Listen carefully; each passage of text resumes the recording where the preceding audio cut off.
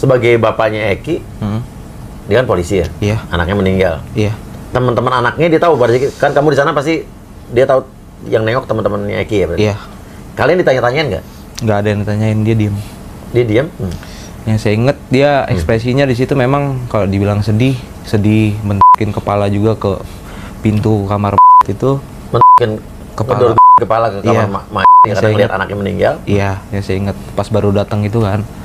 Itu yang saya ingat. Cuman kalau Ayah yang punya kedudukan seorang polisi, juga sebagai kanit narkoba, punya anak sematawayang satu-satunya yang tergabung di dalam geng motor. Dia tahu betul anaknya punya musuh.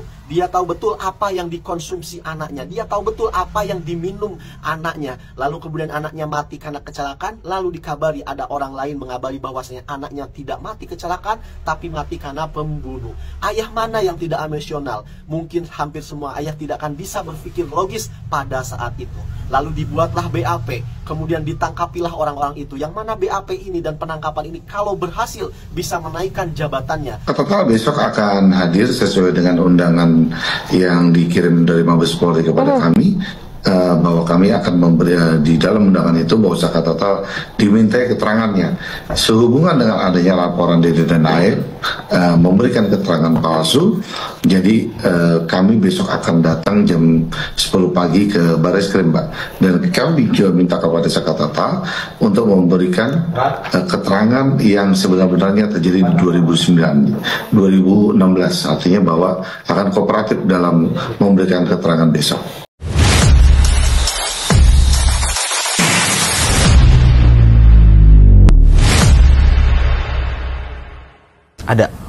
Ada akhirnya ketemu. Nah, sebagai bapaknya Eki, dia kan polisi ya? Iya. Anaknya meninggal. Iya. Teman-teman anaknya dia tahu, berarti kan kamu di sana pasti dia tahu yang nengok teman-temannya Eki ya? Berarti? Iya. Kalian ditanya-tanyain nggak? Nggak ada yang ditanyain, dia diem. Dia diam?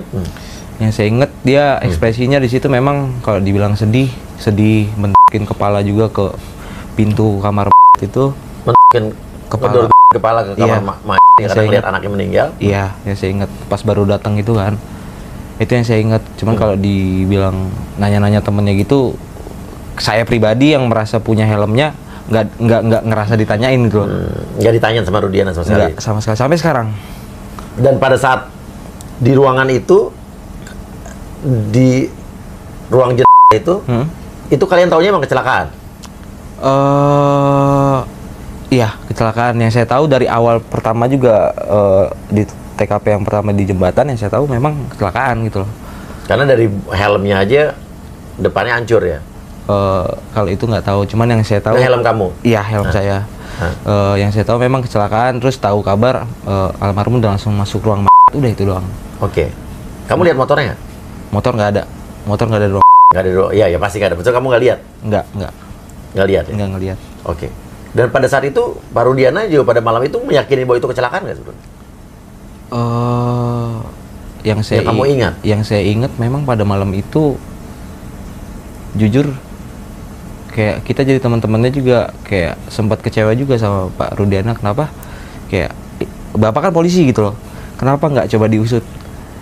Yang saya tahu memang yang saya ingat ya, tapi saya nggak bisa meyakinkan ya. Iya, apa yang kamu ingat? Beliau tanda tangan kalau anaknya memang meninggal karena kecelakaan gitu. Yang kamu ingat, Pak Rudiana ini tanda tangan? Anaknya ini meninggal karena kecelakaan. Anaknya karena kecelakaan, di mana tanda tangan? Di rumah sakit? Di rumah sakit. Oke, dan dia menandatangani itu? Iya, yang saya ingat ya. Oke, dan pada malam itu berarti emang taunya itu kecelakaan ya? Taunya kecelakaan. Tapi saya ingat kamu, kenapa tiba-tiba, kamu kan teman-teman Eki pasti tahu perkembangan kasusnya ya? Kenapa tiba-tiba dan sejak kapan tiba-tiba berubah ini jadi pembunuhan dan pemerkosaan? Entah, soalnya sampai 3 hariannya aja saya masih ikut ini apa? Yasinan. Iya. Sampai 3 harian kamu masih yasinan dan itu masih kecelakaan ya? Iya, sampai teman-teman aja tuh masih kayak teman-teman di Ektesnya juga kan, di internal Ektesnya kayak bilang, "Tak itu minta ganti tak helmnya ke orang tuanya," sampai bilang kayak gitu gitu. Cuman kan kayak nggak sampai hati gitu kan. Namanya teman sendiri udah dibawa meninggal juga gitu kan. Ya udahlah gitu kan.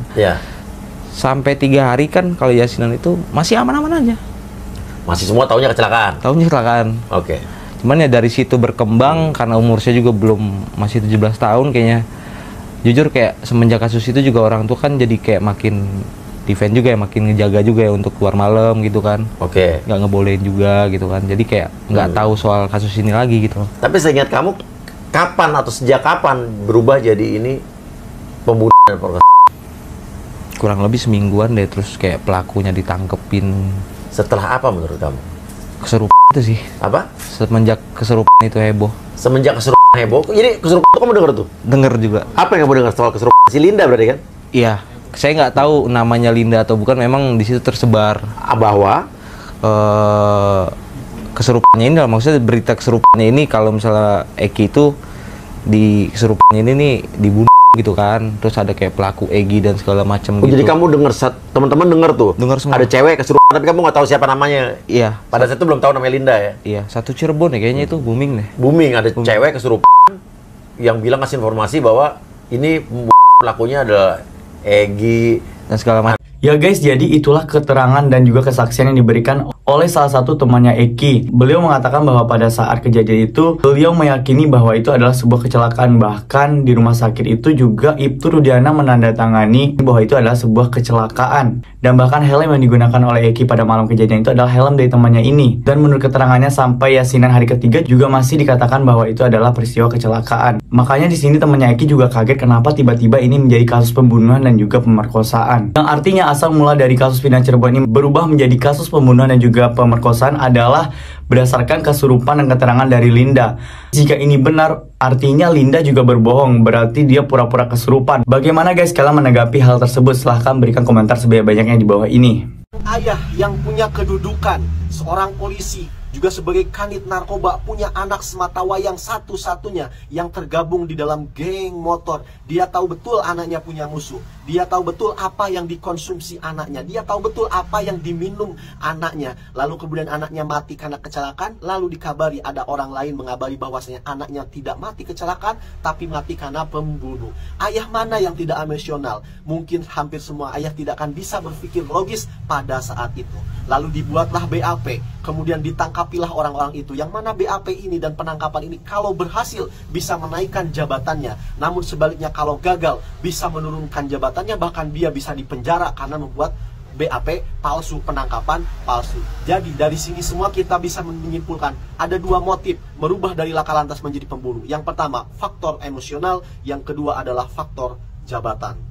Iya guys, jadi menurut warganet ini motif Ibtu Rudiana merubah kecelakaan lalu lintas menjadi pembunuhan dan pemerkosaan itu ada dua kemungkinan. Yang pertama karena dia emosi pada saat itu karena anaknya meninggal. Karena dia emosi anaknya meninggal dan dia tahu musuh-musuh dari anaknya tersebut, lalu dijadikanlah kasus ini kasus pembunuhan dan pemerkosaan. Dan juga motif dia yang kedua agar dia itu dipromosikan naik jabatan. Guys, bagaimana tanggapan kalian? Apa kalian juga berpikir sama dengan yang disampaikan oleh warganet tadi?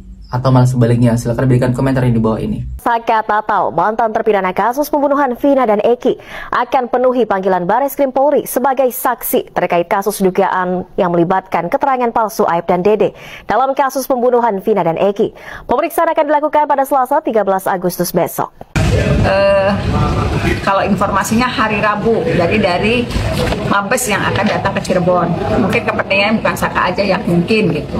Tapi dengan pengunduran waktu ini memang ada informasi Mabes akan datang ke Lapas Bandung yang 7 terpidana itu. Saka Tatal besok akan hadir sesuai dengan undangan yang dikirim dari Mabes Polri kepada kami. Bahwa kami akan memberi di dalam undangan itu bahwa Saka Tatal dimintai keterangannya sehubungan dengan adanya laporan Dede dan Aib memberikan keterangan palsu. Jadi kami besok akan datang jam 10 pagi ke Bareskrim, Mbak, dan kami juga minta kepada Saka Tatal untuk memberikan keterangan yang sebenarnya terjadi di 2016, artinya bahwa akan kooperatif dalam memberikan keterangan besok. Apakah tim kuasa hukum diberitahu pokok materi pemeriksaan besok, Bang Krisna?